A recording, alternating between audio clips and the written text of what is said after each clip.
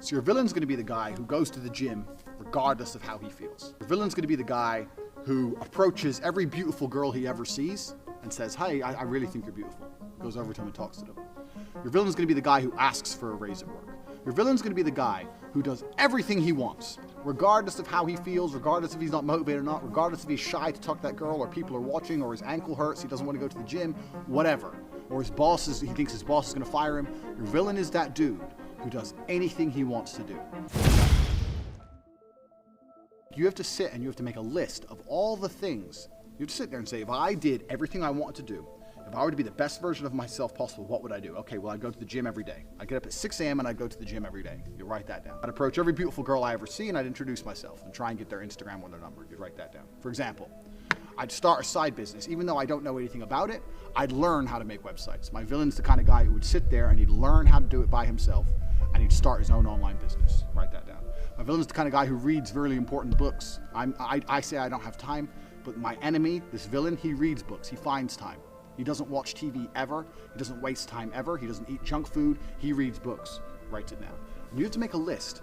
Now this list at first should be easy for you, but then you're gonna get to about 7 or 8 things and you're gonna stop. No, this list needs to be 25 to 30 points long, minimum.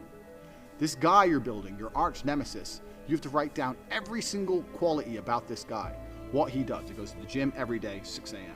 He doesn't watch TV. He doesn't eat junk food. He goes up to beautiful girls, etc., etc., etc. 25 or 30 points long. You want to become a hero, you need someone to battle against. This is who you're battling against. You're battling against a better version of yourself, a version of yourself that doesn't succumb to how he feels, but does what he's supposed to do anyway.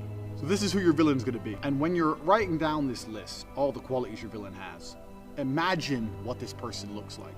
You have to put genuine effort into this. You have to imagine what he looks like, imagine how he walks, imagine how he talks, imagine what people think when they see him. Imagine how different you would be if you had been going to the gym every single day for an hour and a half, every single day for the last 2, 3, 4 years.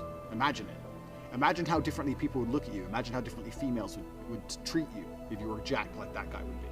You have to sit and you have to put down all these qualities, and then once the qualities are there, 25 or 30 minimum, then you have to imagine what kind of person this is. You have to imagine what he looks like, what he talks like, what he thinks like.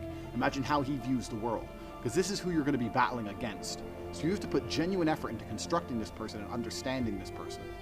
The reason I'm saying do this is because this is what motivates me every single day. When I was training for a fight, the reason I'd always go train is because I knew my enemy was training. But when I stopped fighting professionally, I thought, well, what enemy do I have? And I realized I had to create my own.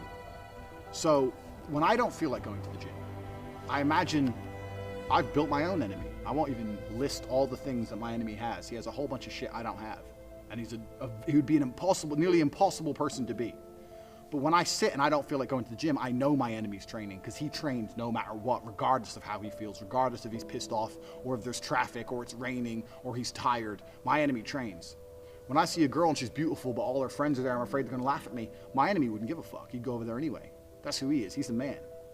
So when I understood who I was truly battling against, then you have 2 choices. You either rise up to try and take him on, or you become a little pussy.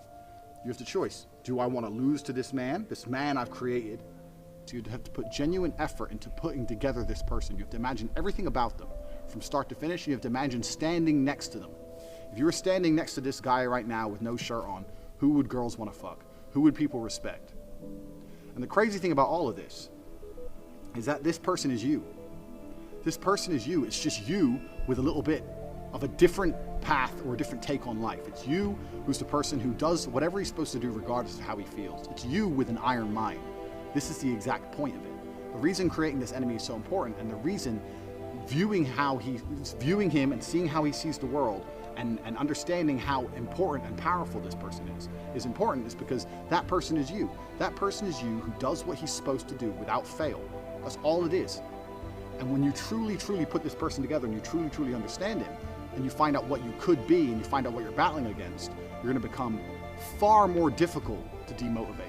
It's going to be much harder for someone to say to you, don't go to the gym, because you're going to know, well, my enemy, this guy, give him a name, whatever. This dude's going to the gym. That's why he looks how he looks. And that's who I'm being compared to. So I have to go to the gym. Oh yeah, but I'm tired. Well, you don't go then. My training partner doesn't want to go. Fine, you don't go. I am going. I'm not the guy who's going to let this man beat me.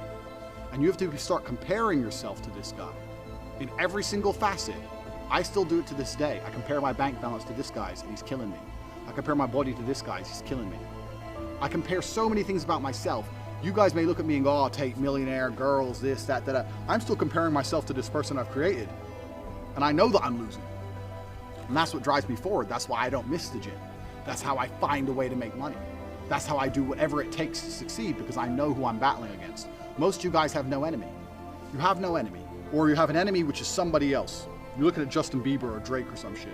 That's not going to motivate you. That's pointless. It's not going to help you.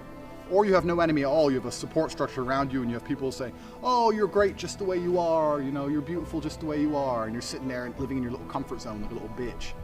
Bullshit.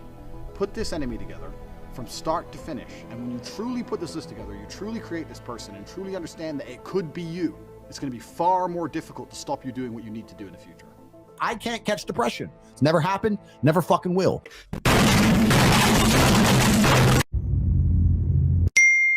Subscribe कर लो यार